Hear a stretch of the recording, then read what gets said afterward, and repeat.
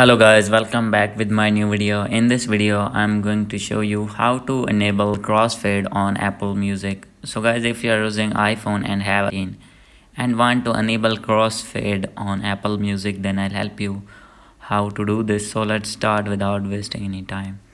So guys, simply first of all you need to make sure that you have connected with internet connection. So guys, if not connected, then you need to connect it. And guys, after this you need to check that you have updated version of iOS 17. So guys, if not, then you need to update your iPhone to iOS 17. And guys, after this simply you need to go back in your settings. And guys, after this you need to find your Apple Music. As you can see, simply you need to click on this tab.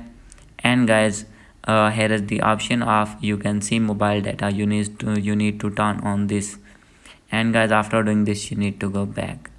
And guys, simply you need to open your Apple Music here in your phone. So guys, after opening your music, then guys, you need to play any song here. And guys, here is the option you can see. Simply you need to turn on this. And guys, after doing this, your crossfade will be enabled. So guys, hope you like this video. If you like this video, please do subscribe, comment and share. Thank you.